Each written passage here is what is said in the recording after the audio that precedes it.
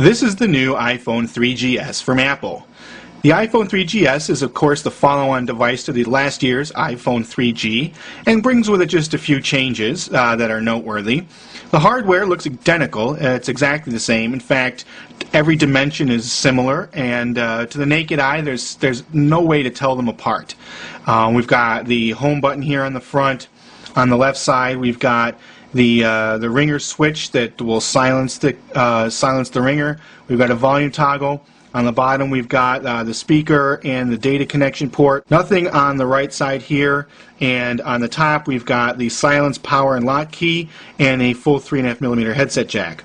On the back, of course, it also looks the same. The only discernible difference is that it is 32 gigabytes, so we know that this is the iPhone 3GS. Most of the refinements to this device are, of course, under the hood. It has a new 600 megahertz processor, 256 megabytes of RAM, an upgraded 3.0 megapixel camera with autofocus, and the ability to capture video. So those are the major improvements on the inside. And the software, of course, of the iPhone 3GS is the new iPhone 3.0 operating system, which brings a number of new features to the iPhone. We showed you those earlier in a video we shot several days ago. Let's look at a few of the software features that are available only to the iPhone 3GS. Home screen is mostly identical. You're not going to see too many differences here. One really neat application, of course, is the compass. The compass will let us know where north is, and you can see we're not quite pointed in the right direction. And looks like it's doing okay. Has us pretty much pegged accurately. And if you want, you can jump from the compass directly into Google Maps, which has one very helpful feature which we'll show you. Hitting the My Location key, you can see it's jumping in and mapping out a location. And if we want, we hit this again and it'll show us where we are. Hit it one more time and you'll see we've got this funky little arrows, and if we turn the phone we'll see that these arrows turn with it, and it basically tells you the general direction that you're pointing. So that can help you get yourself oriented if you're lost, not exactly sure where you are. Using this feature, it will let you know kind of the general direction you're pointing. So that's pretty cool. Another new feature that is found in the iPhone 3GS is, of course, the new camera application and some of its subsequent changes to the photo gallery application. So let's take a look at those. Opening the camera, you can see it launches pretty fast, and here we have this autofocus. So we can use this to choose where on the screen we'd like the phone to focus. So we want to focus dead center, press there, and it'll do that. Take the picture and it saves it to your gallery, and you can see how fast it performs. The autofocus jumps right back. We'll shoot a couple more pictures just to show you how fast it can perform. Not as fast as the Palm Pre, but it's a lot faster than the previous version of the iPhone. No complaints there with the way it takes pictures. If you want to record video, you basically flip this little switch here, and you've changed it to video mode.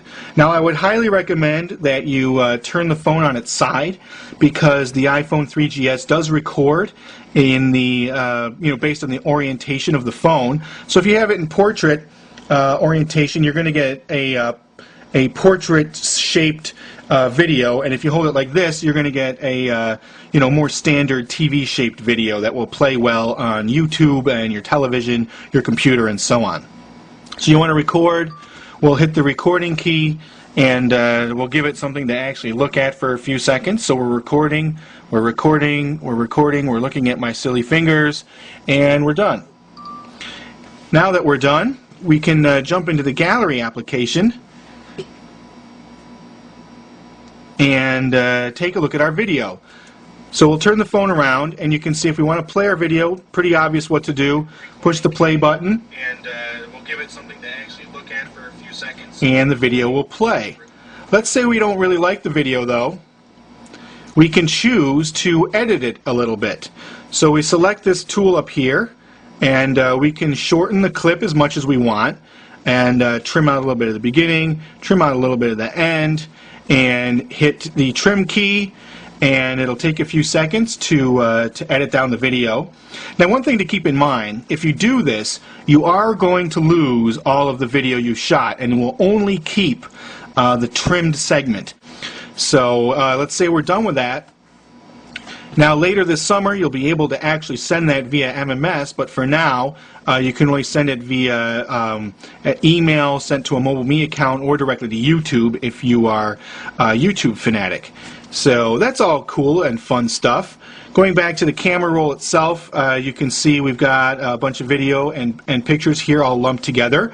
You can sort them out. We can look at just our photos, just our videos, or all of it together. And one thing I really like is you can do some batch processing. So we hit this little key down here. Sorry, I'll show you that. Hit this little key down here, and you can see we've got a new few options down here. So these are some pretty boring pictures. So I'd like to delete them. So I can now delete all 5 of them at once. So that means you can speed things up a little bit. So if you've taken some shots of some things that you don't want to keep, you can delete them all at once, or you can choose to share them all at once, or copy them all at once. So that's a nice new feature built into the camera and gallery application. And we'll jump back out to the home screen here. Most of the other features of the iPhone 3GS work exactly as the original iPhone and the iPhone 3G.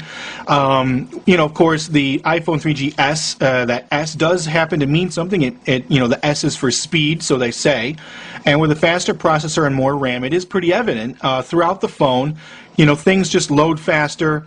You can see how fast I can swipe through all my applications and games, and how quickly I'm able to, to jump around the phone and do things.